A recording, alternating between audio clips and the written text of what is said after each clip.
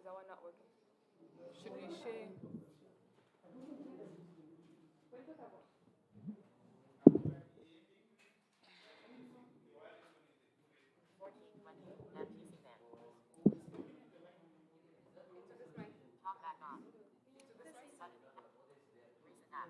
Ndunge? Messages 14 of 14. Double. Messages 300 messages out of list. 1251 off 767. Selvis in England 1319 block 100 message. 100. Okay, testing. This one works. Otherwise, I can just pass it on. Say something. You don't have to.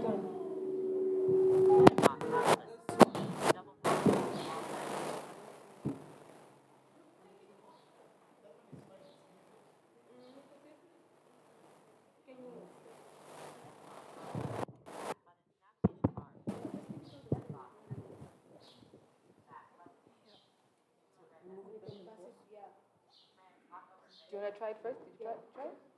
Ndunge? Ndunge. It's too soft. 1 2 1 2 1 2. But can the participants hear you? Yeah, I'll 1 2 1 2. Maybe we can just pass this one. Is it?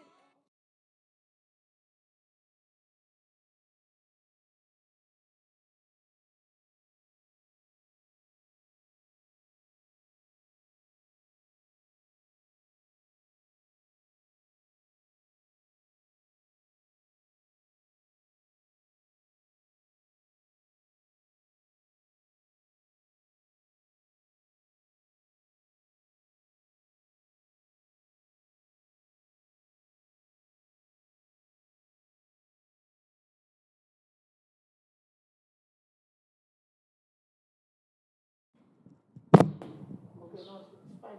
Forget about that one. There was a change made. We are going to put in a different show on them. Yes.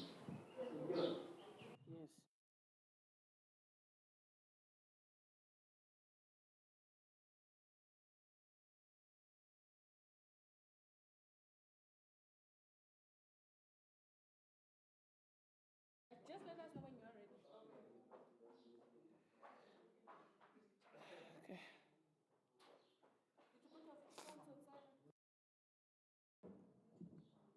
This one, how does it get in? But this.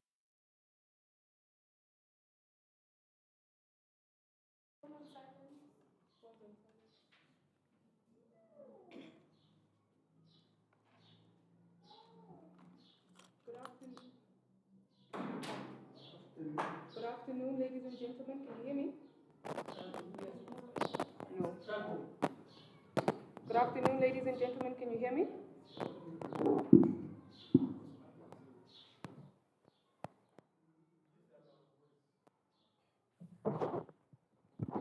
Good afternoon, ladies and gentlemen. Can you hear me? Okay, thank you so much for taking the time to join us. I will hand over the mic shortly to Auburn to officially welcome you to the Disability Resource Center. My name is Wenji Black. I am from the Namibia Institute for Democracy, and our work basically is in promoting participatory democracies. And that basically means that part of our mandate is civic education, because we believe that an educated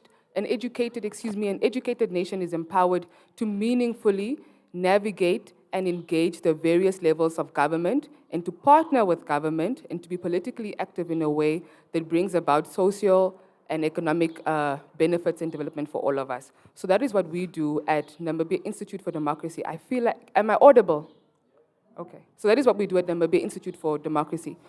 Part of our civic education program, includes what we call public discussion forums. And the idea behind public discussion forums is to take conversations to the community so that we basically can increase the quality of public debate. We discuss critical issues, we discuss current affairs, and we make sure that community members understand what is happening in their country and can engage. And today, one of the things that we are trying to do today is to look at inclusivity, integration, and participation of people with disabilities in the political sphere and in the democratic system and process. And to help me do that, we are joined by 3 panelists, Mr. Franz, Ms. Dunge, and Mr. Orban. I'll give them an opportunity to introduce themselves shortly. I can use my mic, okay, thank you. I'll give them an opportunity to introduce themselves shortly. Unfortunately, the Deputy Minister for Disability Affairs, Honorable Nkube, could not join us. However, she has shared some of her sentiments with us via voice notes, and we will be sharing those.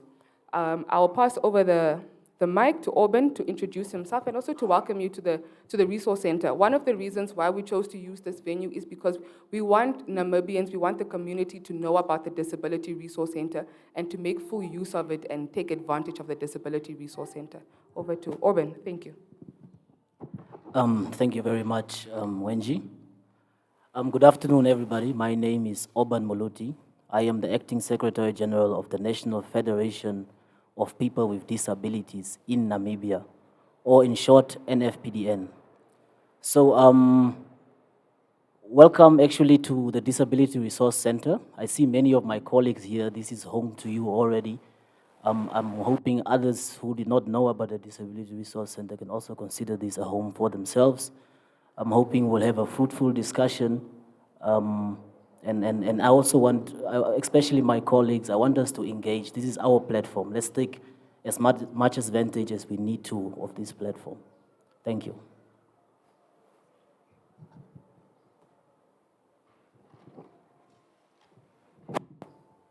Good afternoon, everybody. My name is Ndunge Iyambo, and I am a student educational psychologist, and I come here in my capacity as a mental health expert, if I may. And my role here is really to look at the psychological impact of the topic as highlighted by Wenji. Thank you.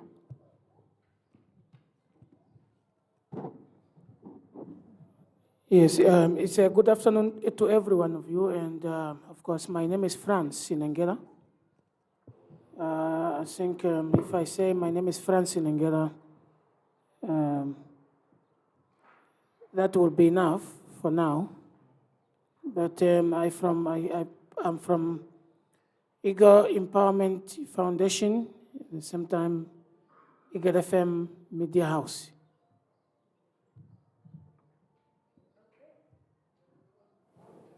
Okay, thank you so much.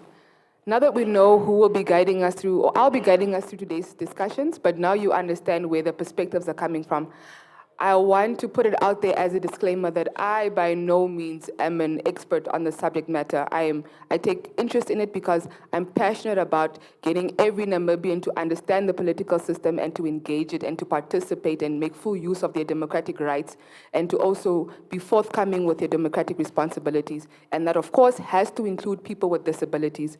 But like I say, I am no expert on the subject matter. I'm not trained in the area of disabilities specifically. So I will ask for your patience and just bearing with me if I make a mistake. I think that we want this to be a learning experience for everybody because we want to start to think disability, and we're still all finding our footing in the conversation. So if at any point I go wrong or I use incorrect terminology, I'm very much asking for your assistance and your correction. So we know that we cannot begin to even discuss political participation of persons with disability before we look at social and economic participation. And to help us understand this a little bit, I want to ask you, Orban, because with Namibia Federations of Persons with Disabilities, you work with various member and associated groups, and you also work with young people with disabilities. Based on your personal experience and what you do in your work, how far would you say we are as a country when we are speaking about especially social integration of people with disabilities in our society? And maybe you can look very closely at education, family, and community. Yes, thank you very much for that question, Wenji. So before I get right into it, first I would like to acknowledge, obviously, that in Namibia we have beautiful legislature, we have beautiful policies, acts. You know, the things that are written in paper look so beautiful, you know. But unfortunately, the implementation is where I think we are failing as a country. Especially, let me get into education, for example. We have the sector policy on inclusive education. Now, this is a very well-written document.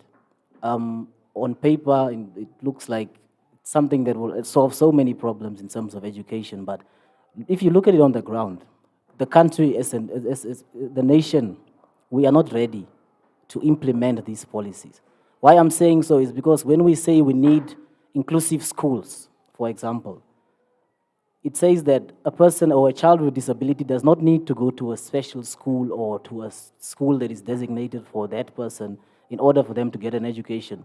But if they should try to attend any other school, for example, we still have schools that do not have elevators, whereby classrooms are on the third floor, and in terms of accessibility to the stairs, many people with disabilities cannot actually access them. The children who are blind, for example, the chalkboards, the textbooks, they are still not yet inclusive.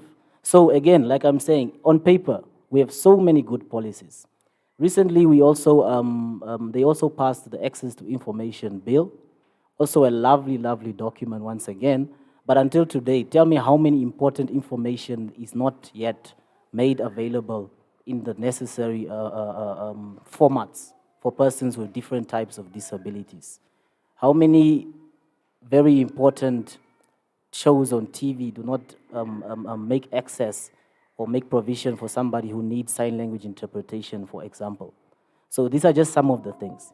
So we still have a long way. I think as a federation, together with other organizations of persons with disabilities, we can only do so much as advocate, lobby, and all that.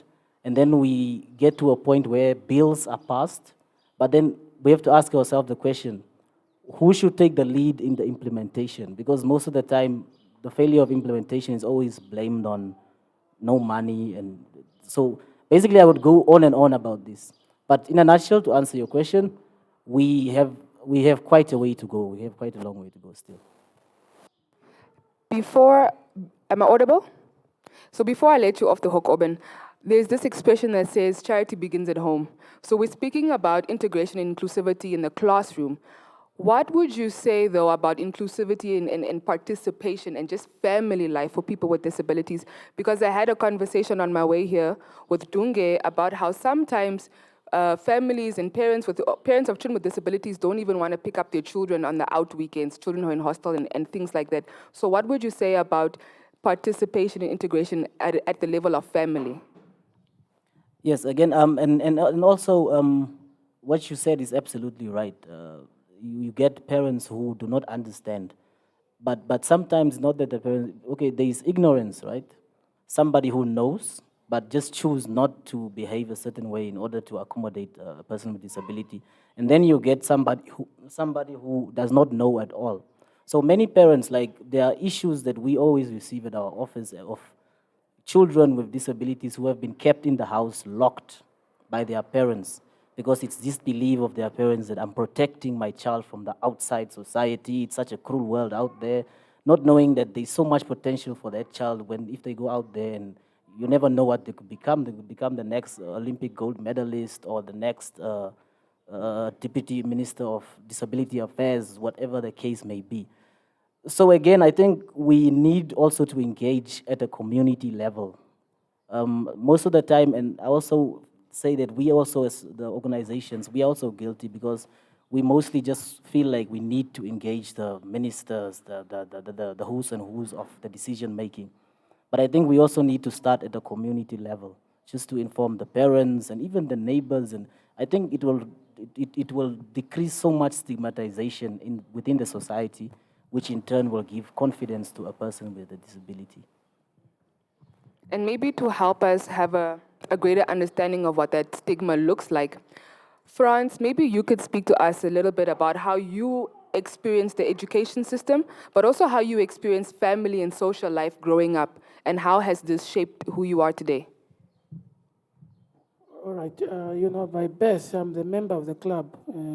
Is in terms of pioneering the club.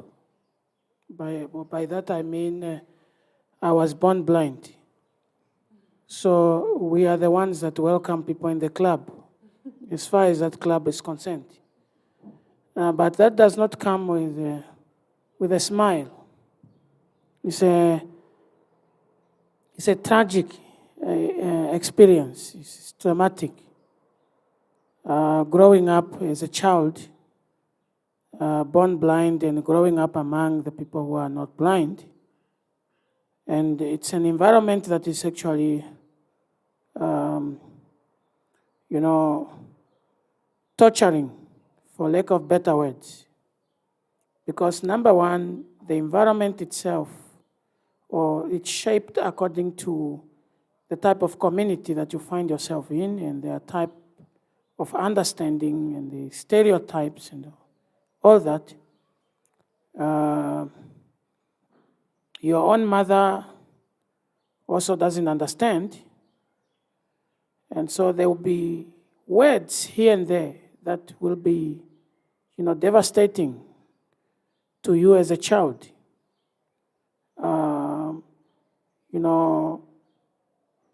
I remember one day, one word, some of the words that used to be to echo, they say, what have I done to God that, I have to give birth to blind? So those words, well, they are emotionally maybe appealing and enticing to the people who are saying it. But to the hearer, to the one who is affected, that is a nuclear bomb. And it takes time to, neutralize. So from a family point of view, of course, stigma can be in many forms. Emotionally, psychological, and of course, people will use words and say, look, don't even get into a conversation, you can't see. So somebody will tell you, shut up, you are blind. So that kind of shut up, you are blind, if you hear them 2 times, 3 times, your own mind will start telling you, hey, shut up, you are blind. Now, it doesn't come from outside anymore. It's an installed, it's like it's an application that's installed. It's an alarm that keeps telling you, even if what you are saying makes sense, And the problem that we have in this world is that people with sight, I don't know who told them that because they can see, whatever they say, it sense. Yeah, I don't know who said that, but that person created a problem. I think it needs to be brought in before some sort of a tribunal, because he brought a very big problem. People who are not having any disability, they think they are more normal than any other person, and that's a deception. Yeah, it's a deception of the highest order, and it actually deprives anyone the right to participate in the environment of somebody else and understand them. Now, to make the story short, it was not easy. And it is not easy up to now. And then, I don't know, the question that you asked on the issues of education. Well, our education at that time was devastating and is still devastating. Can you imagine now that we have a lot of blind and visually impaired teachers and none of them is a head of department? Okay? So none of them is a head of department, but they have qualified to university, and most of them are from university. Most of them might even have qualifications higher, or they can even perform better. But none of them, among all those visual impaired teachers that I know, none of them is a head of department up to now. Now we are talking about government. And you can blame government to say, well, they are not inclusive enough. But this starts from a household. So this person who is a principal, or who is a director of education, who is a minister of education, comes from the same community where I'm coming from. And they have the same understanding that my mother and my uncle has.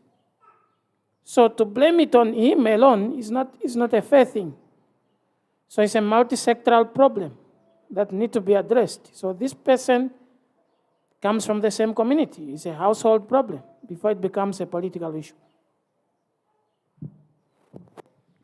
Wow, thank you very much, Franz.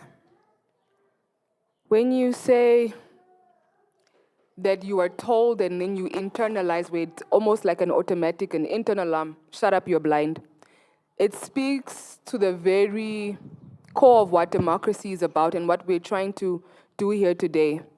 What we're saying is that people with disabilities need to have their voice at the table, and children with disabilities need to grow up finding their voice and being able to use their voice.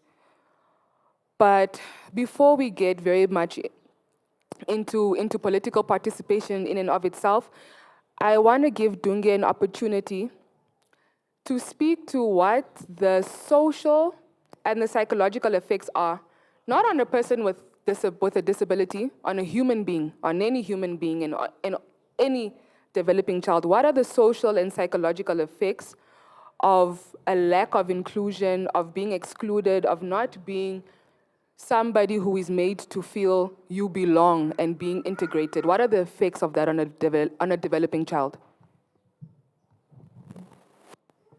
Thank you, Wenji. From psychology, the one thing that we need to keep in mind is that learning starts literally from conception. Learning and development starts from conception. And inclusion and participation is a tool to learning. A child learns through mimicking. A child learns through seeing. A child learns from observation. When we say that we need to be careful with the things that we do around the child, because children don't listen to learn, they see to learn. And in the absence of inclusion and participation, the child is then denied an opportunity thereof. The child is denied the exposure to a thinking other than theirs. You must remember that every individual is an individual within their own right, and they have their own set of comprehension and understanding of the realities around them. And what changes that perception of the reality around them or adds to that perception is the exposure to a different perception other than theirs. So the absence of participation and inclusion denies the child the opportunity to broaden their thinking. It denies the child an opportunity to see options other than theirs. Day-to-day skills such as communication and problem solving and navigating, those are then taken away from the child. Yet we expect this adult later in life to be able to do things in a manner that makes social sense. And I say social sense because we have expectations as societies, different societies with their different expectations given our values and norms. But in the absence of exposure to what the expectations are, we fail the child. And then also just, again, my line is more psychology than it is the physical, physiological, but then also we deny the child the physical development and stimulation if the child is kept excluded from whether it's peers or those in authority around or authority figures around society, because every element that the child is exposed to when he has an influence on the thinking and development of that child. So really to round it off is that in the absence of participation, oh yes, and then the one thing that just came to mind now is the ability to reflect and introspect. Because within participation, where you now are exposed to the views that are different from yours, one is able to reflect and introspect and then learn then to adjust perhaps, which is also a very important social and life skill, to adjust your way of thinking that then becomes more socially accepted or rather desired, whichever one of the two. But really the absence of inclusion, regardless of whatever ability or disability by the person, does not allow for optimal development. So I think when we speak about intersectionality, all of us, nobody is just somebody with a disability or a disabled person. You might be a man or a woman or not even identify with any of those. You could be employed, you could be unemployed, you could have a previously advantaged or previously disadvantaged background. There's so many different things that shape our realities and that affect our access and our participation to different things. And one of those things, whether you're somebody with a disability or not, is economics.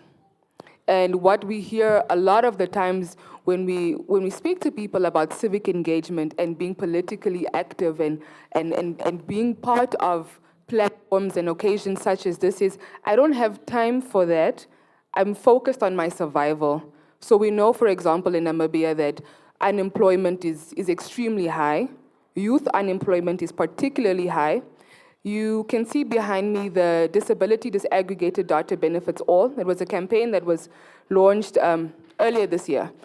But in the meantime, we don't have disability disaggregated data. So we know that many Namibians are unemployed. We don't know how many of those unemployment Namibians are people with disabilities.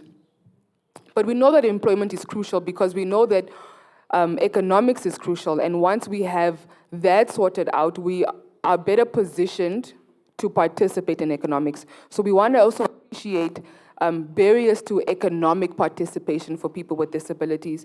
Auburn, and I'll pose this one to Auburn and Dunge. What are some of the barriers, and I understand that it will also build on the educational barriers, but what are the barriers for people with disabilities when it comes to economic participation? Well, you see,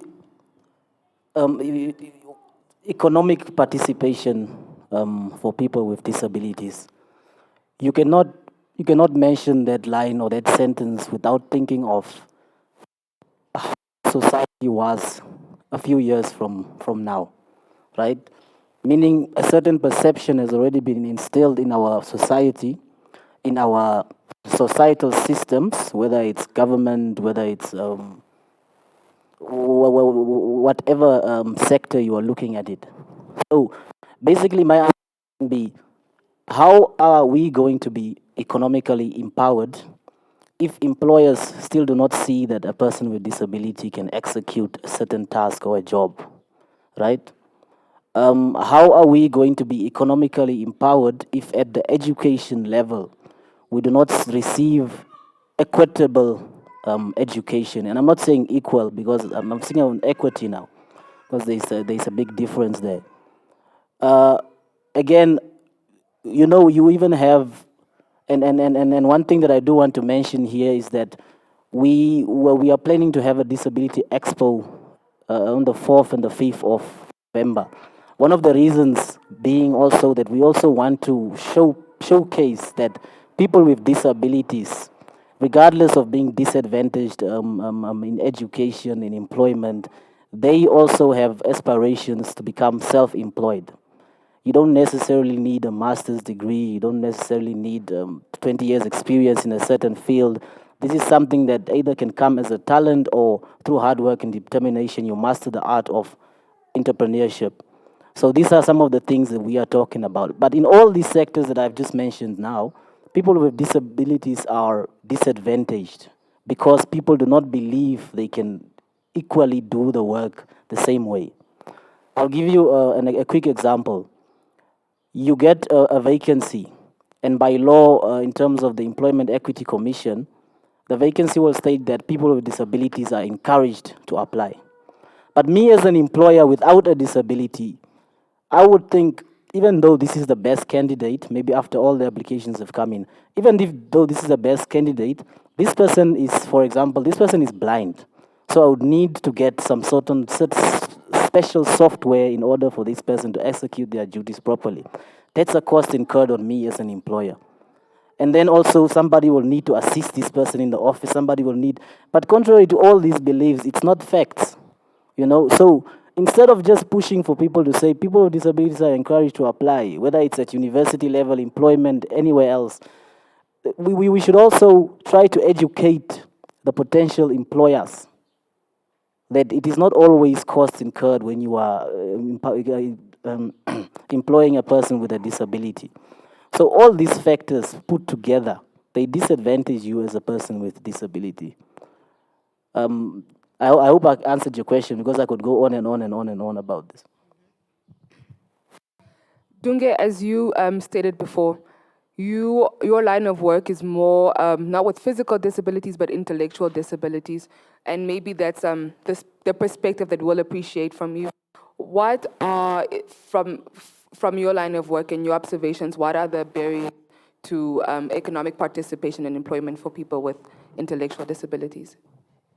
Yes, I actually wanted to just mention that apart from being a student educational psychologist, my day-to-day work is a special education teacher at one of the 2 resource schools in the country. Not Windhoek, not Commerce, but the entire country. The entire country really only has 2 resource schools for those with intellectual disabilities. And by that statement alone, I think we can already attest to the barrier to economic participation. Let me give a quick run-through of how our school works. We are an asset-based institution. What does that mean?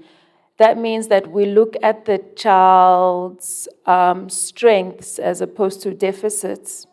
And based on that strength is what we train the child in pre-voc skills. We then, because their school career runs until 21, but before they are 21 and are then considered to be school leavers, we then narrow down to a particular skill and we help polish that. And close to school leaving, we then have them in job attachments and some of them get full-time employment from there. Now, if you have only 2 schools in the entire country putting forth that effort, and we need to look at the classroom ratio of 1 to 10. We cannot house more than 10 children with intellectual disability per 1 teacher, okay? And then also, it's not a guarantee that we'll have graduates for that year. A year can go by without us having school leavers. Either they have not met this age requirement to leave school, or we don't feel that they're confident enough to actually go out as yet. So that means that then that academic year or the following academic year has no intake, right? Our waiting list is unbelievable. So you now can imagine the amount of children with intellectual disabilities who do not have access to, as Auburn mentioned, to equitable education, because we're not looking at equality here.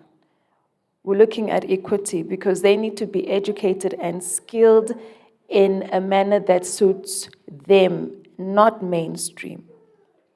So that already becomes a barrier to economic participation, because there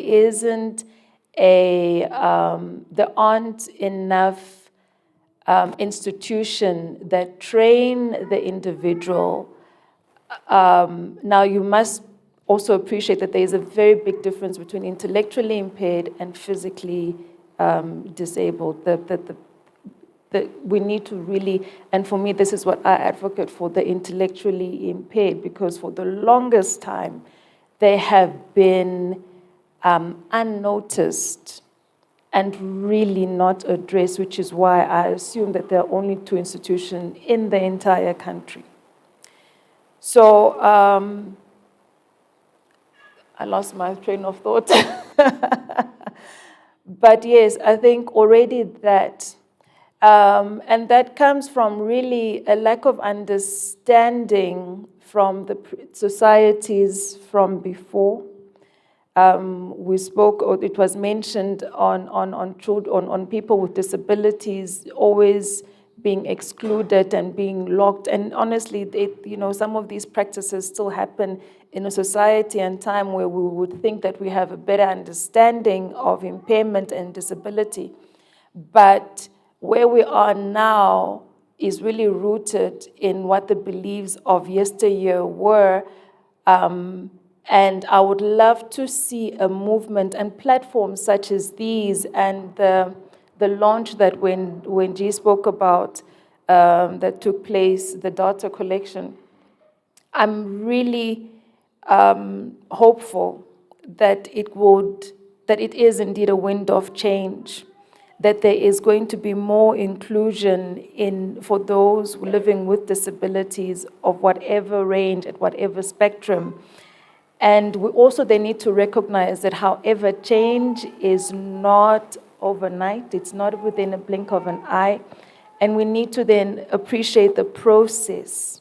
The fact that the ball has started to roll, I think I applaud such platforms, because they are sending out a cry that for the longest was never recognized to even be a cry. So, yes, from an education perspective, from a training perspective, we have quite a way to go, but there is a change. I'm actually glad to mention that at my school, we have 3 new classrooms, meaning that 30 children can now be accommodated. We can take up 30 more.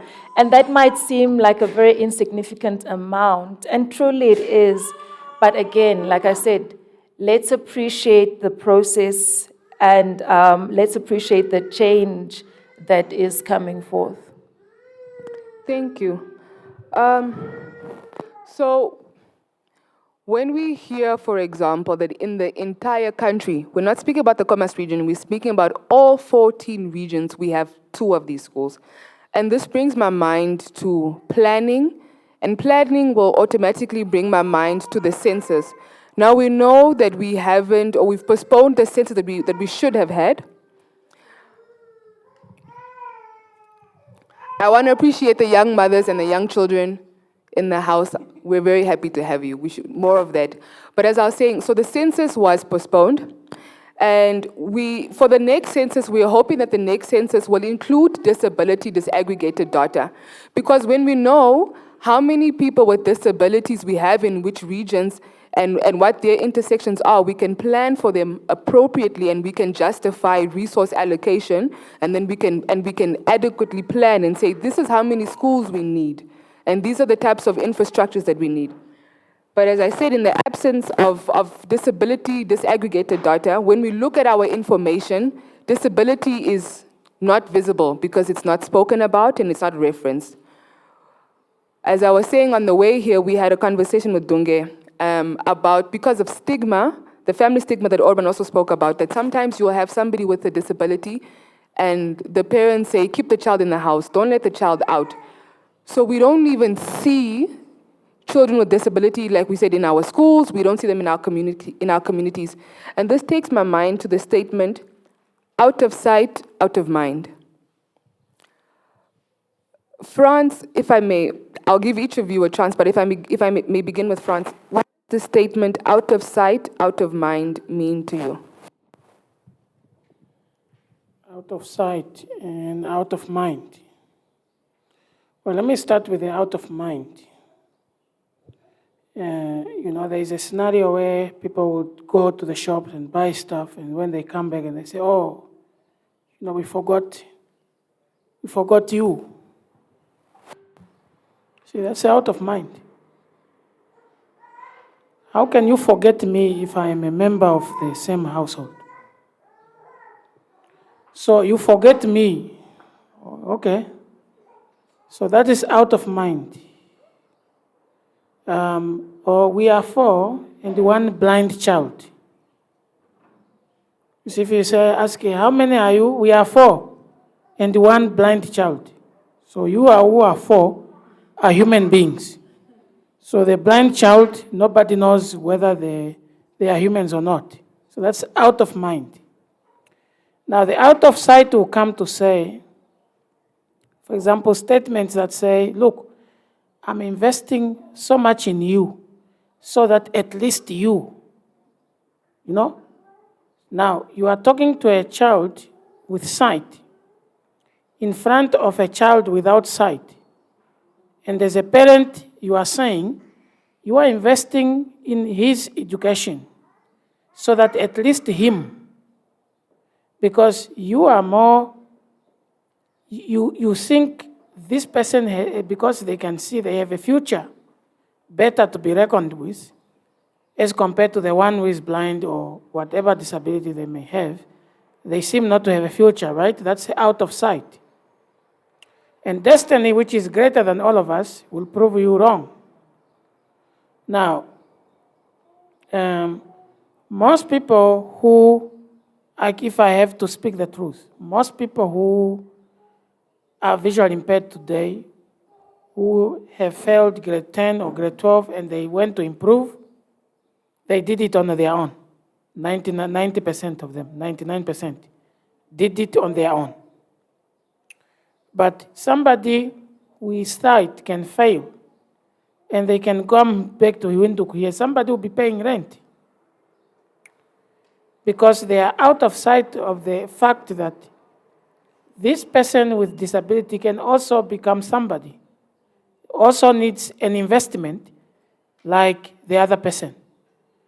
So, that is what cut most of us out. We didn't have an opportunity to continue because it was deemed unnecessary, But when our siblings were so-called normal, when their time came to, go to school, university, there was money. So there was money to pay for them because people believed in their future as compared to our future. And I'm not taking it personally, I'm just giving an example. So that's out of sight because you are ignorant of the fact that you are not in control of what is in future. Maybe you are in control of the cup that you are within your reach, but not something that is far from you. Destiny can decide to give it to somebody else. Yeah, so, and you see, if I take you to Angwediva, there are schools that are around Elua Special School. Elua Special School is surrounded by other schools. But if somebody stands up and say, I'm a teacher from Elua School, everybody will like, oh, okay. So because, I mean, people are out of sight of the fact that education is the same with the people with disability also are, they are just human beings like any other person. Somebody would, if if we have to speak the truth now, we would have to say that, look, all of us who are seated here, let me just put it in the context of us being without disability. And you go to the hospital, and the doctor tells you that this child will be born blind. You know what you'll do next? Thank God TP Joshua is late now. You would have flown to Nigeria. So you would have flown to Nigeria for prayers. Or you are going to the whatever is within your reach. You will be very concerned. So what does that tell you? It has a lot. It says a lot. So that's out of sight and out of mind. When somebody is given $20 who is going to Elua, and somebody who is going to Mashpandeka is given $300, $400 pocket money. So, and somebody who is going to Elua is given 1 bar of soap and a petroleum jelly, and the person who is going to Mashpandeka is to choose to buy Nevia and other, nice stuff. So that's being out of sight and out of mind, because you don't understand. You are trying to use a scale. I don't know what type of scale that is to determine who has more value than the other. See, and you see, and that's becoming problematic because you are short-sighted. You are you are absent-minded to the facts, to the truth, and to the reality. So that's, practically what is going on. And this cannot be blamed on government because government is an entity. It comes from the household. It's come from the household, the community, the church. I remember me with a group of my friends from school going to church because, the pastor says if you are not going to church, you are a pagan, you will not go to heaven. So we go to church. So when we came in church, we were trying to sit at the second row. The whole people moved to the next row. So in church. So people moved to the next. When we wanted to sit, they moved, all of them. And you see, that's why I started hating church. I hated church from that time. I think I walked out and I went back to school. So that's, short is being short-sighted and, short-minded, absent-minded and it deprives one from understanding the reality and getting the facts on the ground.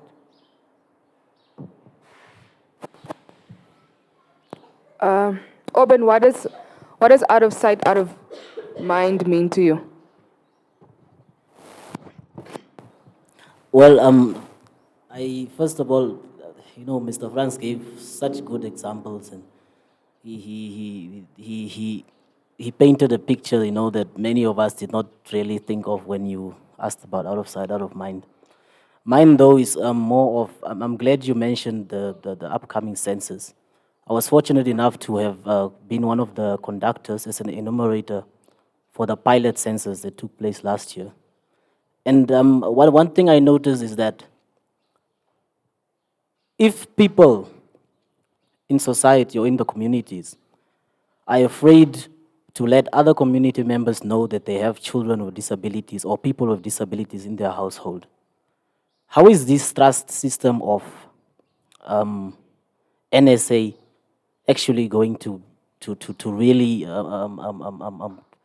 sort of really get the actual numbers when we are enumerating? For example, when you go to a house as an enumerator, you have to look for the head of the household. In most cases, it's So it's a mom and a dad from those olden days, those very, very conservative beliefs.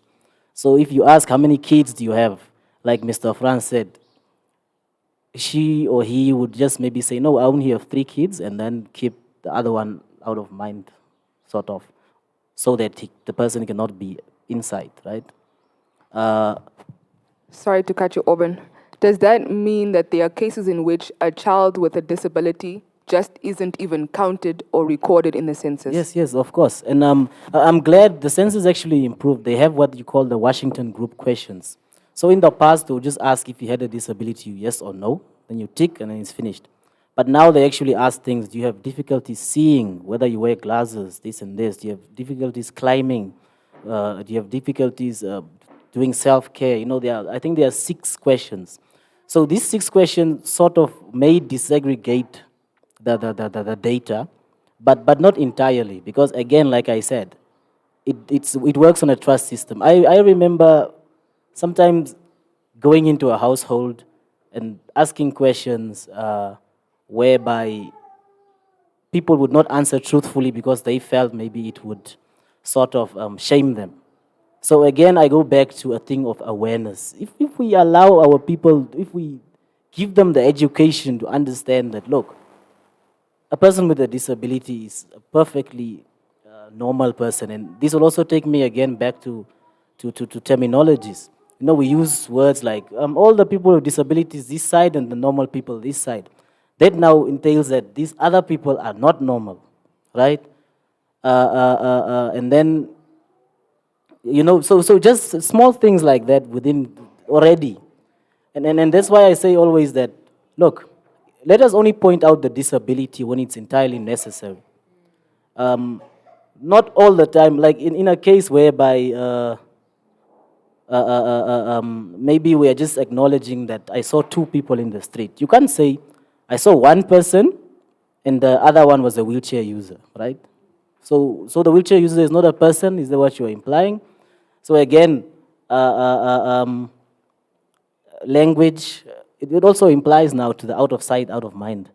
As long as people with disabilities are not seen, not only in a sense of actually seeing them by looking at them, whatever, but seen also in the sense that they are recognized as a part of society, they are going to be out of mind in many different things. Like even now, when you see when we speak of like in Parliament, for example, we have so many people without disabilities there, right? And then we have, I think, 2 with disabilities. But the ones that are known, actually, there's only one that is known, who is the deputy minister, right? Because the other one, he never even advocates. I'm not attacking him, I'm just trying to point something. The other one, he never advocates for disability rights, because everyone in that government level now feel like disability issues should just be handled by the Deputy Minister of Disability Affairs. But when we speak of finance, when we speak of agriculture, when we speak of youth, these are also communities, or these are also sectors in which people with disabilities are in. So why are we keeping them out of sight and out of mind? You understand? So let us not, the department is a necessity, but it does not mean that it's the only department that should be focused on disability issues. Because the issues are, disability issues are cross-cutting. And also one thing that we have to understand is that it's not only people who are born with disabilities who are people with disabilities. Sometimes we have seen it whereby a rich guy who now gave birth or got a child who has a disability, all of a sudden now starts doing good in the disability communities, donating. We'll take it because we need it. And it's also going to help the future generations and stuff. But that's just wrong. Where was this heart when you did not have a child who had a disability? Yeah. So Auburn touched on exactly what I want to get into with my next question with Parliament. But before I do that, I also want to give Dunge an opportunity to speak about what out of sight, out of mind to you.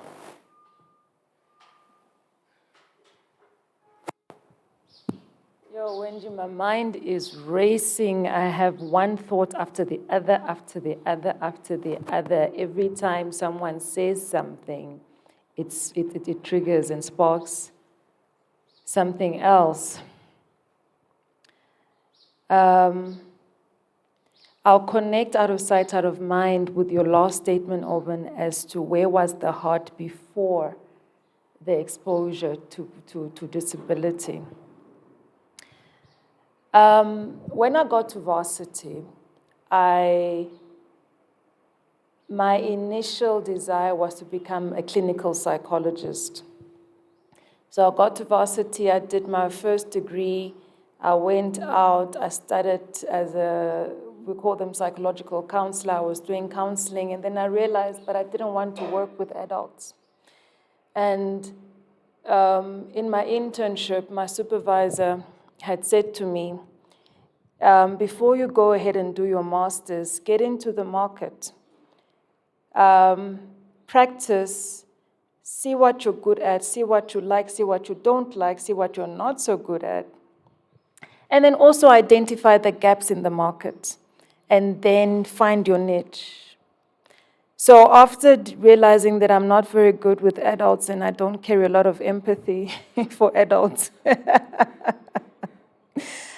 I did some introspection and I had to ask myself, Ndunge, what is that thing that really tickles you? What is that gives you? And my love for children, was always on the top of any list. And so I thought to venture into a psychology that deals with children. So what did they, now in Namibia, you can only register as either a clinical psychologist or an educational psychologist. And educational psychology was the only thing that brought me closest to working with children because our cutoff age is 18. So I did that. I went back to school, got a second degree, that then the combination of the two then will allow me into the Masters of Educational Psychology. Now, why am I mentioning this? I'm not just trying to highlight my credentials, no. But during my second qualification, now mind you, I was already doing this because of the passion that I carry for children. And I knew exactly what I was getting myself into with educational psychology. We're looking at intellectual impairment. During that time, my son had an accident. And my son became both physically and intellectually impaired, or disabled, in fact, not just impaired. He was completely cerebral palsy and he was non-responsive. That took my journey through experiences that I could never have imagined. And I'm mentioning this why? Because having the love and passion that I carried for children, and for children more with impairments, then cannot be compared to what I have now, because now I've lived it. I thank the Lord that my son has recovered. I mean, some of you saw him sitting here. There is no indication of cerebral palsy or any intellectual impairment from previous. And I don't know why that the grace was set upon me to have gone through that and still now have a child who really has very minimal impairments, because many parents don't get to go through that. But it changes your perception on life and what other people are going through. You gain a greater appreciation for life and that which the person has in front of them. So that happened. And during that time of recovery, I had to move. I had to move from Windhoek and go to Wambeland because I needed help in caring for him in the state that he was. You become very sensitive to the needs of your child, or at least some parents do, because we now hear that not all parents do that. Some parents become, I'm not going to deal with this. But I'll also talk about that as to why that could possibly be. So I had to move. And I decided not to live in town, but to live at a village, because fortunately for me, our village home is very close to the road, so I didn't have problems getting back and forth to work. Why did I choose the village? Because of the open space available to my son. When I went, my son's recovery is what was on my mind. And I don't know if it was recovery that I had, but it's something, but for me, yeah. But I got to Avambaland, and the setting was such that, no, like, you can't take the child out of the room. You can't take him out of the house. You can't take him, village houses, the setup is that we have a brick structure, and then the rest is traditional structure. So he was not allowed, or they didn't want me taking him out of that brick structure to bring him outside, lest the neighbors see him and spot him, and And that is what I personally experienced. And I stood up against it and I said, no. There are stimulants outside that he needs to experience that will stimulate his mind. Now, mind you, I'm speaking as a psychologist. The people at home don't understand this concept. And we're talking about that it starts from home, right? I had to, my behavior is what changed the thinking. It took a while for them to understand and accept what it is that I was doing with my son. Because now he could feel this. And I was telling Wendy in the car that he would sit, and if the shade moved and he was in the sun, he was now forced to navigate his way out of the sun to find some shade. And those are things that stimulated recovery, I believe. I took him out of the wheelchair so often and put him in between my legs so that he doesn't get too comfortable, so that he now again has to find ways that, okay, if my support is not as because he was in a boogie, guys, it was a whole experience. So if I don't have the support, what do I do to make sure that I don't injure myself? So he had to, because he had to somehow, mind you, human resilience is more than what we can ever think and appreciate for it to be, but we need to stimulate that. And again, he sits there with that pink shirt. Michael, just wave to everybody, baby, please. Michael, wave, come on. You see, he's a whole teen, and I'm dealing with, teen issues. But that is where he is now. Now, if we carry on with the concept of out of sight, out of mind, I don't know if he would be sitting here today with us, at least not in that state. Yeah? Now, why am I bringing this up? We need to also understand where our parents and our parents' parents are coming from. In fact, not just that, even my own peers.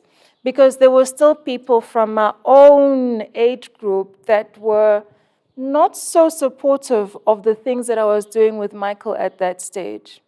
Because again, the indoctrination is that anybody with a disability of any sort should never be exposed, should never be known of.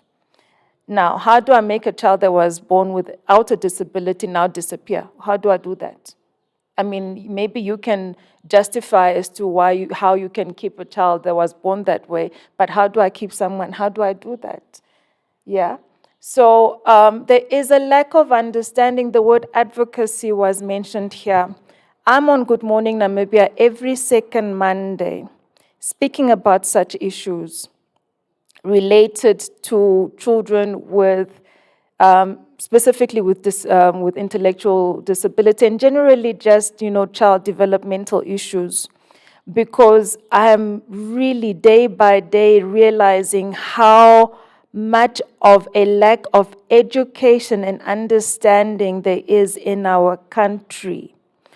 Wendy alluded to it, that there are parents who don't want to take their children for the weekends and for the holidays. The school has a hostel, and we experience that. We experience parents that don't want to, and I can understand from a psychological perspective that this can be overwhelming, caring for someone with special needs in the absence of the skills and perhaps even sometimes the equipment, Wenji, can become very, very overwhelming. And for a parent, sometimes it's easier to want to hide away from that reality and not have to face it. So we have, as we all sit here, really a great responsibility to make it known what it is that is out there, that is not as scary as it seems, though it is, because it's out of, and I use the word norm very carefully, yeah? It's something that we're not particularly used to, but it can be done, it can be done. But we really have a great responsibility to educate and to equip those that are parenting and caregiving for children with special needs, or rather for persons in general with special needs. You. Because we started late, we're a little bit behind program. So I want to touch on a few more points before I open the floor to questions. And the one thing that I want to speak to, I'm not sure who exactly touched on it, that disabilities, they're not always outside indicators of disability. So we won't always know, when we look at the people, our national leadership and policymakers, we won't always know of who are people with disabilities represented in that space or not. We do, however, know, and she's the person that we always run to, is the Deputy Minister, Honorable Nkube. But that is another space in which we're not seeing people with disabilities visible and bringing their voices to the table. And I want to pose that perhaps one of the reasons for that is because people with disabilities are not participating in politics at grassroots level. And because they're not participating at grassroots level, they don't grow the ranks to the point where they would be on party lists to make it to cabinet level. So I want to ask this specifically to France and to Orban. When we think of policymakers and the future of European leadership, especially in high-level offices, what are your hopes when it comes to representation for people with disabilities? I'll start with France. Well, it is going to be very difficult to outline the hope.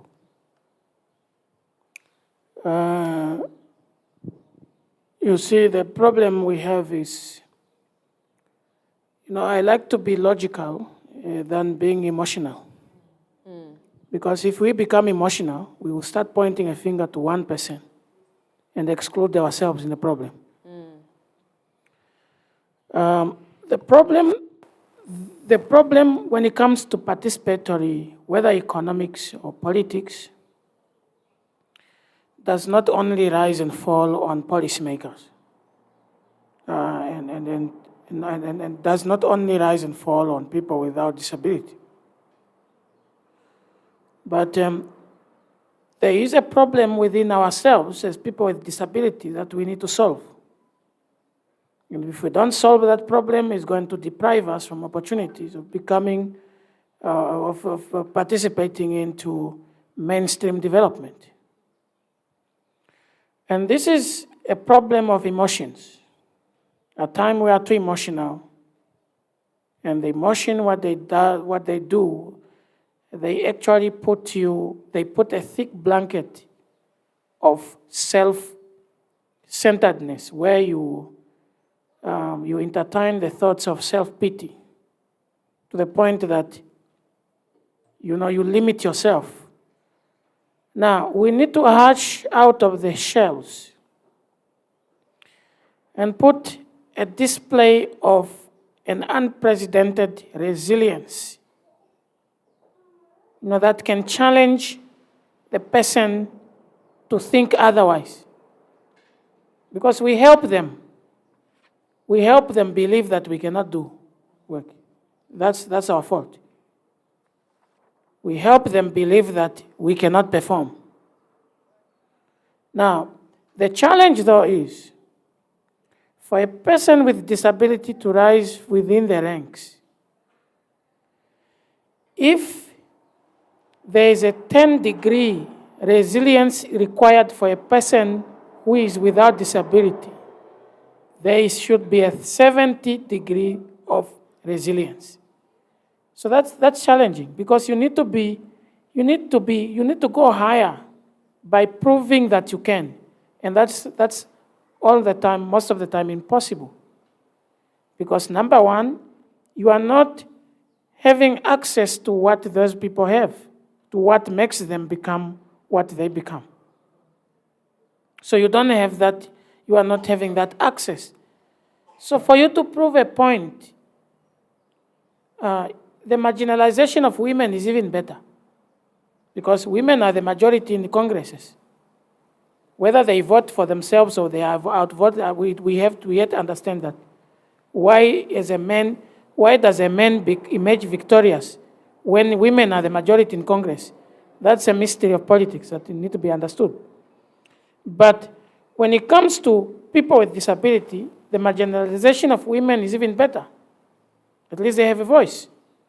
Now, for a person with disability to be able to for you to become a head of department in a ministry, you are forced to prove beyond reasonable doubt that you can, and that is impossible. Because number one, you don't have the access to what makes who become what. Number two, it now depends on your exposure and because sometimes when people with disability speak, it is called nagging. Imagine I left my meat full and I come and it is half and I must not talk. So what world is that? So I left my thing full or complete and I come back, it's half. I must not ask a question because I'm nagging, I'm complainant, and I'm complaining to the person that is supposed to help me. No, there is nothing like a person is supposed to help me. We are helping each other here. You do your part, I'm doing your part. I'm doing my part. So nobody must claim, more superior here as far as situation. So these things are household bound.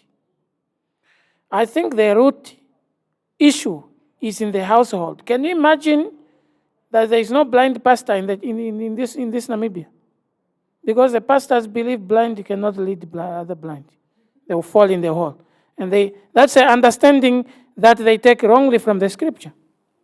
So that type of understanding is the syndrome that doesn't have a vaccine. We need to find out from Pfizer if they have some vaccine. For the sake of time, Franz, I'm going to move on to Auburn. And Auburn, maybe you can let us know, what are your hopes in terms of representation at high decision-making levels? Yes, the hopes obviously are that we are represented at all relevant levels. But the current situation on the ground is unfortunate. First and foremost, we have certain entities that represent certain people, but are not, or that were supposed to represent certain people, but do not have a representation of those people in those entities.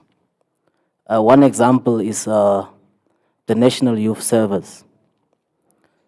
It is not necessarily youth in there, but it's in the name, it's in the mandate of the Act. Another thing is also the National Disability Council of Namibia. Very good partner of ours. We worked closely together for the longest of time, but it is again unfortunate that sometimes the powers that be at this, I don't know, because now we have so many different regulators in terms of, because apparently they're trying to get rid of nepotism and stuff. So if you look at the representation of an entity such as that, there is a very, very, very, very lack of self-representation. It is not people with disabilities that are serving at the highest levels of those decision-making. And sometimes there can be an excuse that, no, we are not qualified enough, but that's false. There are many qualified people with disabilities who do not have jobs just because they are people with disabilities. Even at government level, the other day we held employment equity to task. Say, how many people, you are encouraging everybody else to at least have this quota of people with disabilities, but how many people do you have? And the answer was none. at the level of the disability affairs, how many people do they have with disabilities? There's a few, but for me, still not enough. If they are qualified people who can actually speak on disability issues, why don't they represent themselves? We are talking about self-representations. So I think for the sake of time, I will just park it here. Okay, well, no. Sorry, Wendy, I'm going to hijack this because I also have hope for representation. My hope, and this is what I'm advocating for, in fact, my thesis paper is actually on inclusion. We don't have trained teachers for children with special educational needs, and for me, that is a headache. Auburn, you mentioned this at the beginning, that we've got beautiful policies. We've got the sector policy on inclusive education, but we don't have teachers that are trained from undergrad level to handle and meet the needs, the educational needs of a child with intellectual disability. And again, I keep on saying, and I've said this, that this is our responsibility, and I say this knowing it, meaning it sincerely, that my hope, because we're speaking about qualifications, isn't it? My hope is that my paper, being an academic paper, is something that when presented, and I am networking like crazy, Wendy, to ensure that I'm able to present this piece of academic empirical evidence of the need that there is, because I got exposed to special ed education only at master's level. But how many teachers actually make it to master's level? And how many of them actually venture into educational psychology? Not very many, also because the entrance criteria apparently are just cumbersome. So I too have hope for representation. In the absence of a visible disability, but there needs to be work done not just by those living with disabilities, but honestly, and also, Franz, I appreciate the fact that you speak from an objective point of view, because that's the only way that we gain respect and recognition and not be seen as nagging. But there's a lot of work that needs to be done, and it doesn't end here. This is just part of the process, but honestly, we all have a role to play, even if it's just that one thesis paper, or even if it's just that one presentation. So because we all have a role to play, and we really want to speak to political apathy or under participation, there is a voice note that we would like to share, voice note number 2, Jax, about political apathy and the lack of participation when it comes to people with disabilities. And this voice note is from the Honorable Nkube, Deputy Minister, Disability Affairs. Yeah, the second question is why people with disabilities are being seen participating in grassroots politics to compete for high-level political positions. Again, barriers such as negative attitudes, culture, perception, stigma, and discrimination is still on the rampage. The society views people with disabilities differently and underestimate their capabilities. There is lack of engagement in mainstreaming media discussions, also affects this, and this is also affects the participation of people with disabilities. People are shying away from visibly participating in politics of their choices. And perhaps this is due to victimization. Maybe people are afraid to be victimized if they are being seen associating with a particular political party. And this is really what I am assuming, because you don't see people with disabilities in this country in different political parties. Or perhaps they are there, but their parties are keeping them invisible. due to the fact that they may not believe in their capabilities.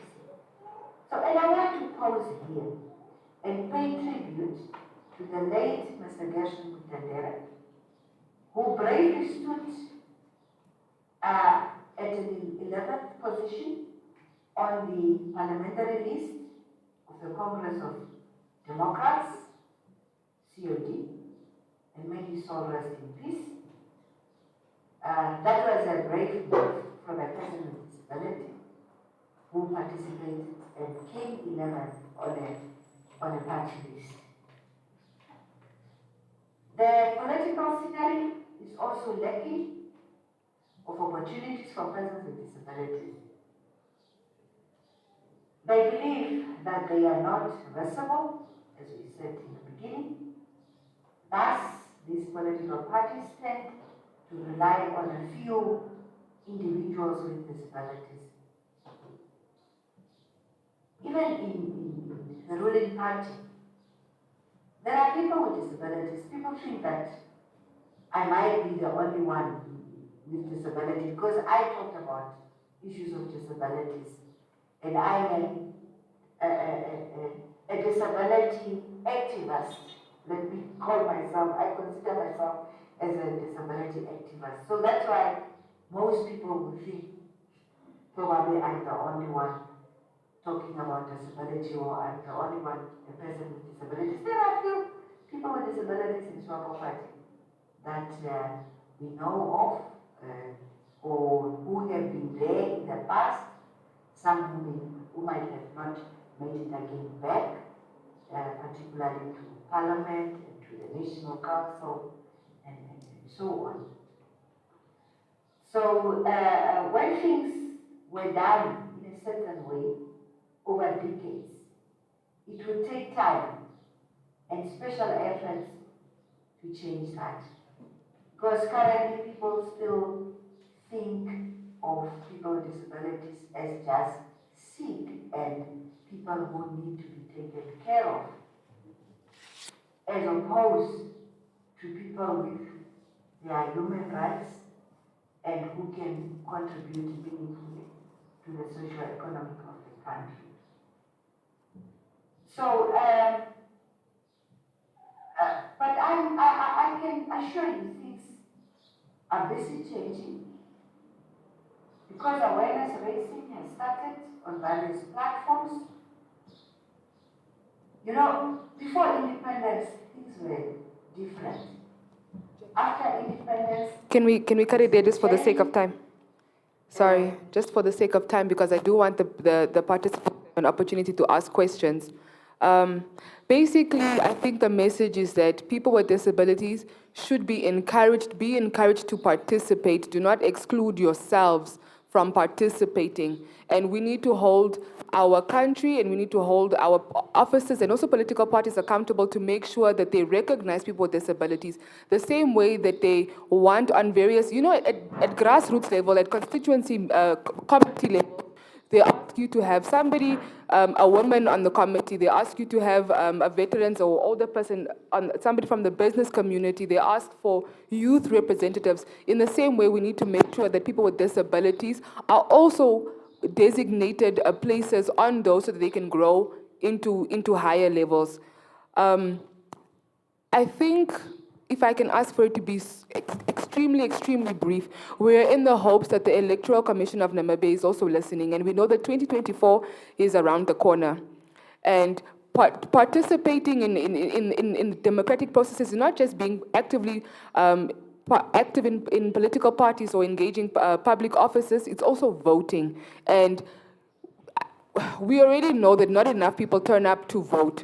And sometimes it's because of apathy, but sometimes it's just they cannot. What can we do to make sure come 2024, people with disabilities can exercise their democratic rights to vote? How can we make the polling stations more friendly and accommodating? I'll start with Orban and I'll give it to Franz.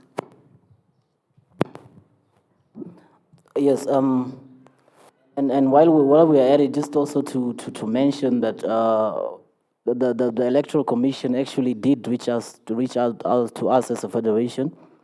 They want to consult We were supposed to meet this week. It was postponed. Hopefully, we meet soon because this is very, very important. But to answer your question, let us make the polling station accessible to a person with disability. Let us ensure that a blind person does not need to go in with a +1 to exercise their democratic secret ballot. Let us ensure that a person with albinism does not leave the line because simply the sun is too hot where they are standing, or a person who is crutches or whatever. Let us ensure that those people either get a separate line or are put in front of the line as priority because of the nature of their disabilities. Let us make sure that when we are doing our community outreach as ECN, we go to the houses and we also take people who are expert in disability issues so that we don't just educate to people without disability, but we make sure we educate everybody. Let us ensure that we have sign language interpretation at the booths. If it's one or whatever the case may be, when there is a person that comes there, if the person has a question to ask, we cannot just assume, no, just go and vote. No need for questions. We need a sign language interpreter so that this person can be able to communicate. In brief, I'll just leave it there. Franz, also if you can add yours, also very briefly, please. I'm sorry. I think most of the things have been said. What is important also is not really about being disability lenient, but let us help those who are helping the people with disability with an understanding. Because sometimes you will blame the person, but the person just doesn't understand how to help the person. So there should be a balanced issue here so that we don't antagonize because we are coexisting with people without disabilities. So this coexistence must be mutual and harmonious. And it should be at the point where everyone understands, what do you need? And so how do I help you? So I think that's a process that needs to be done. Otherwise, everything, if you go for polling stations everywhere, whether it's in a rural area, once they see somebody with disability, the polling officers, they're always quick to respond to say, please let him go this side. So, but let more be done in terms of awareness and education in that regard.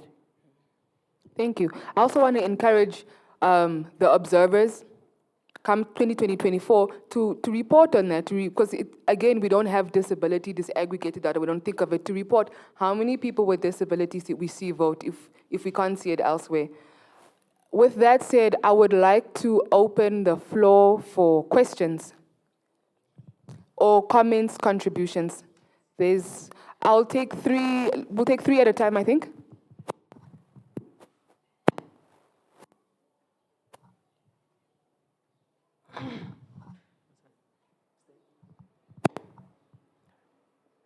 Good afternoon. My name is Dion Paisako, and I'm representing the mental health OPD here. Polling station was mentioned here, and all of us, we know how a mentally ill person looks like. Especially when they are non-adherent to the medication that they are given. They look disorientated. They look like people who will just come and do whatever they want to do there. You will even see sometimes they are being removed. It is very difficult for them to participate in this electoral process at all.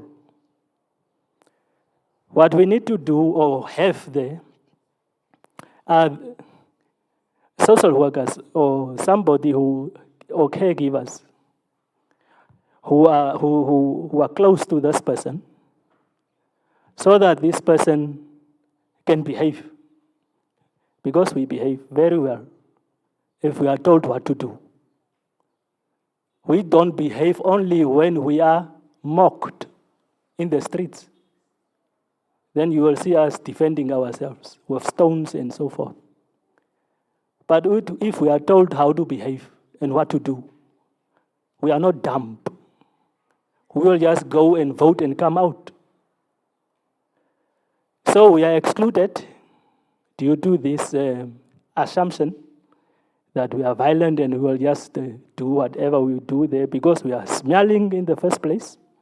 We are carrying rubbish around. But if there's a caregiver or a social worker, we will listen and cooperate. I thank you.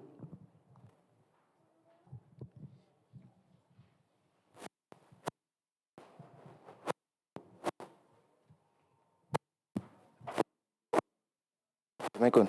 So,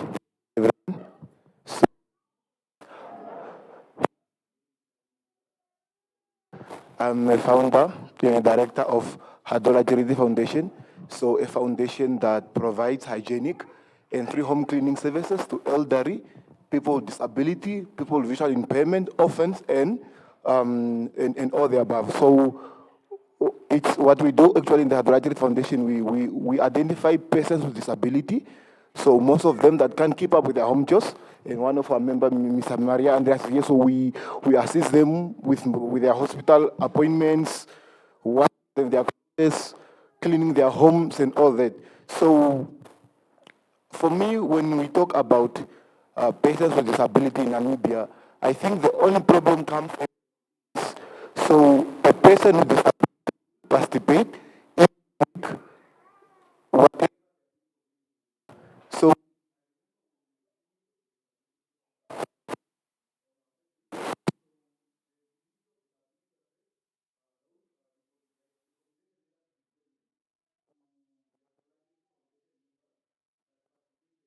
so um, then our I was editing the letters, but really, why bringing editing the letters?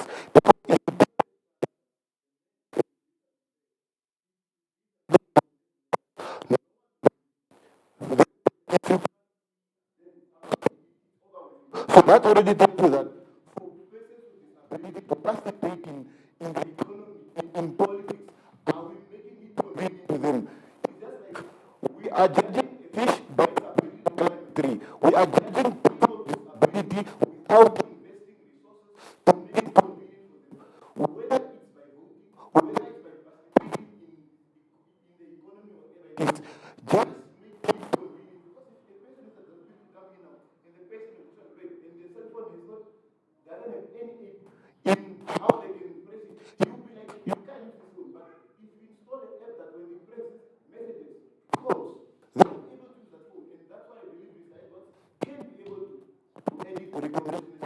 So and then one of the things I also, like Mr. Franz mentioned, is also in our societies.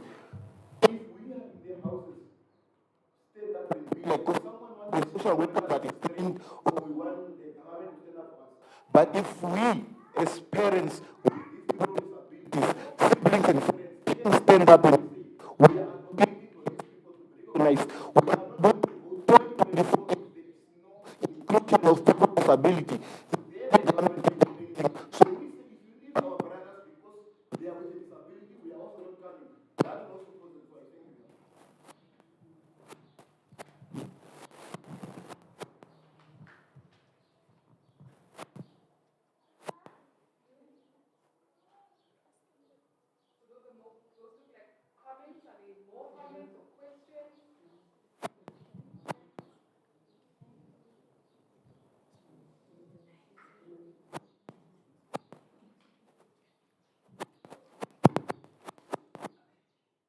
I thought I was loud enough. Okay. But it's okay. I think I can hold. Yeah, thank you. I would like to just first of all thank the panel members for their contribution because that was really brilliant. Perhaps what I wanted to highlight here is that we talk about people with disabilities to be accepted For sure, we all need to be accepted wherever we are. But I would like to put it this way. For you to be accepted, it has to be also, it will then come to inclusion, okay? You are accepted and you are included. I still have a problem. Because if I'm included, does that mean I'm a member? Am I filling a space somewhere? Maybe there were supposed to be 50 people and one person is missing, and then you call a person with disability to fill that space. Hence, the reason to say it is important that one would have to be a full participant. You have to be a full participant as a person with disability, because it can be that you are there, you are accepted, you are included, but how, sometimes you would even question the inclusion as to at what degree are you included? And then the other part, I would like to speak to people with disabilities, ourselves. I think we need also to be seen and also to not wait for people to recognize us or to include us in this and that or to accept us. But we also need, first of all, to accept who we are and appreciate ourselves and the way we are. And then start to be seen, visible, and participating in the society as should be. Thank you.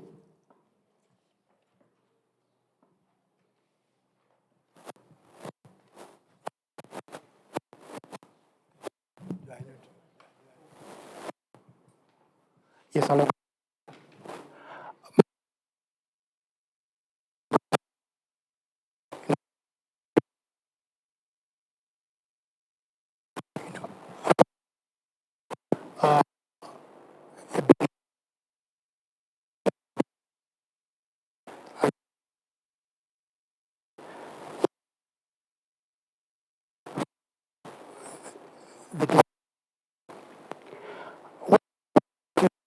Is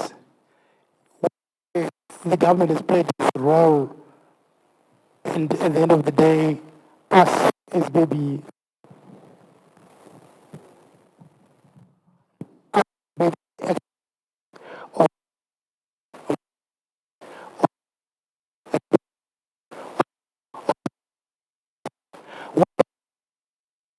is to advance the sector, let's say the national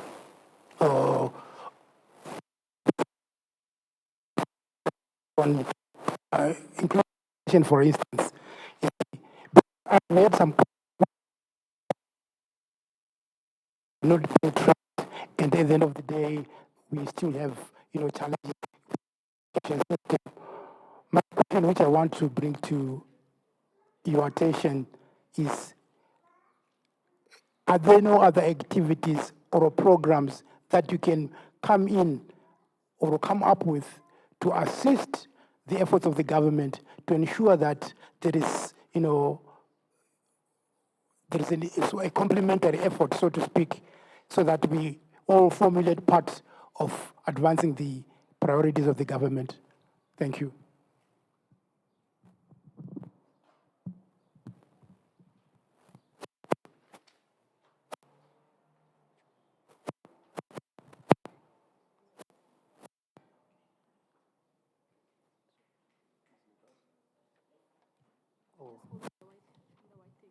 Hold on the white.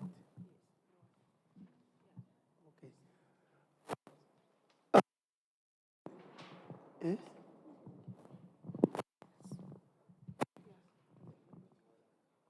Let me first thank NID for coming here and creating this platform. Secondly, my question is to the panelists. I think what they said today is not the first time they said it on different platforms. What I want to know is, after their presentation of, I don't know what to call it, is there an improvement on the that we are discussing on a daily basis? Thank you.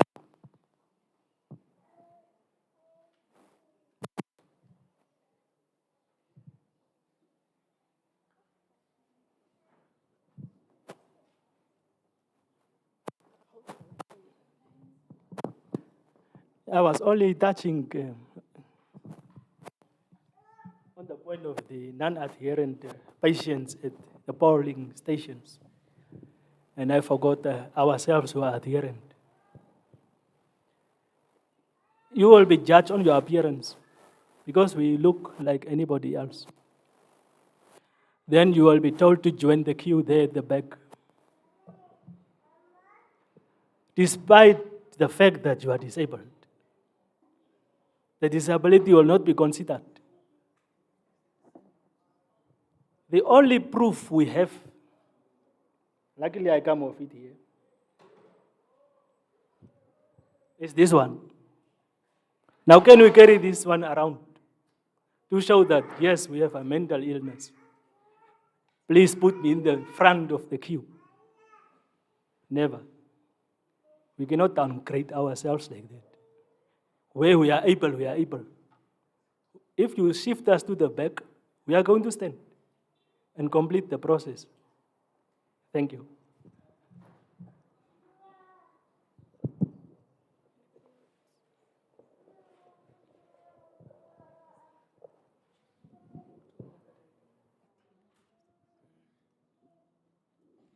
Okay, I will hand over.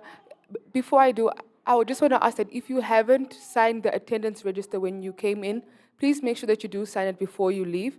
There are evaluation forms going around because we would really like to know where we can improve, what to change, what we're doing well, what we can keep the same. So please make sure that you sign that. And then before I just open the floor for networking and refreshments, I'll just give the panel an opportunity to answer. Franz, it looks like you want to say something? Yes, just to summarize everything. From the people with mental disability, it's a tricky situation because, the issue of mental disability, that's just a general term, but there are specifications that a polling officer might not be aware of. So, and this then puts, everything into, a situation where things are complicated. So it becomes, it's a complicated scenario. And maybe the psychologist next to me will maybe be able to answer. But going to the issues of,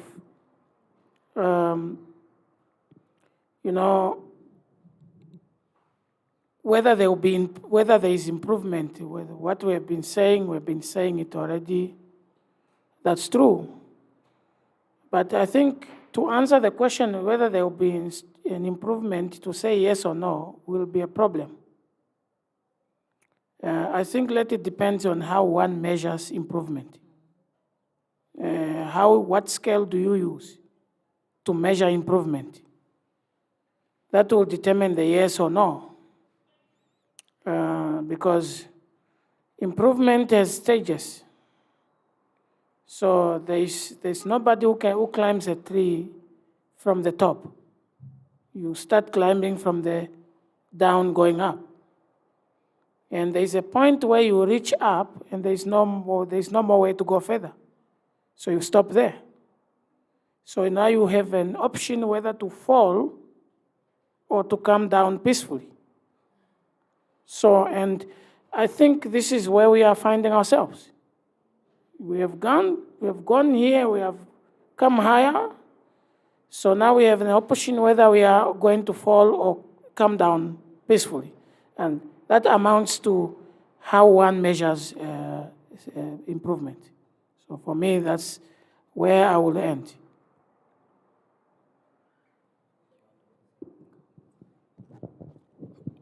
Okay, I think Mr. Franz touched on, because most of them were just contributions, but he touched on most of the questions. But I would just like to also just add on that.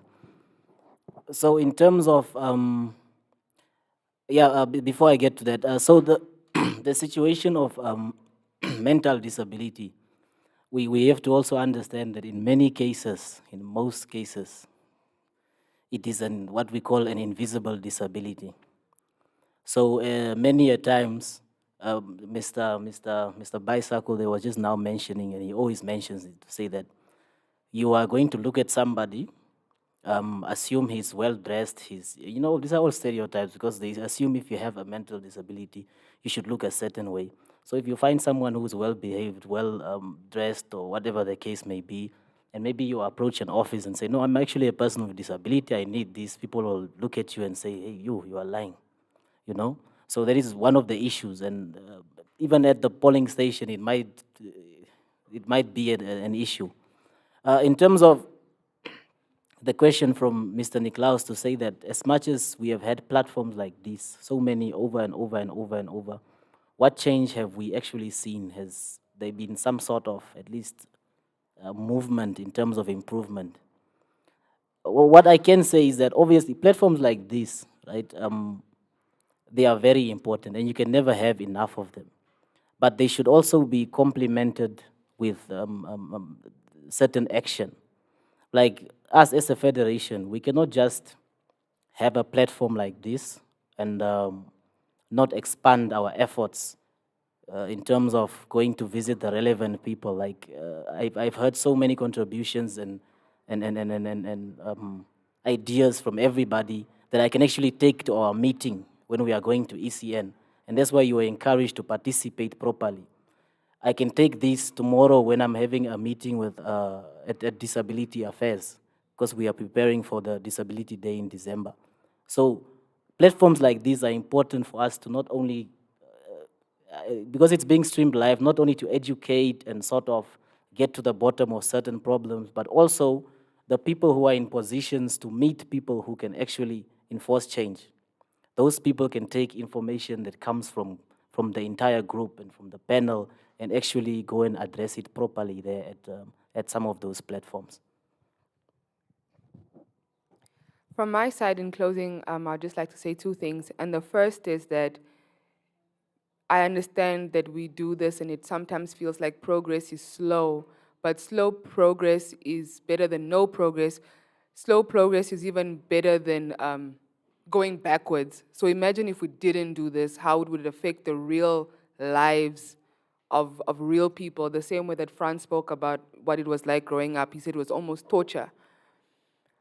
The second thing that I would like to say is thank you to the community for coming and for being a part of today's discussions. On behalf of Namibia Institute for Democracy, I also want to extend a heartfelt thank you to the Hans Sedel Foundation, our partner, for making this event possible. Similarly, also to Eagle FM for making sure that this information and this conversation doesn't just end in this room, but reaches more Namibians and can improve the livelihoods of Namibians, and specifically Namibians with disabilities. I also want to thank the Namibia Federation for Persons with Disabilities, or the National Federation, help me, for Persons with Disabilities Namibia. Thank you so much for the work that you do. Thank you, thank you, thank you. May we continue. The dialogue doesn't have to end here. All right. And then I think we can go ahead and have refreshments. All right.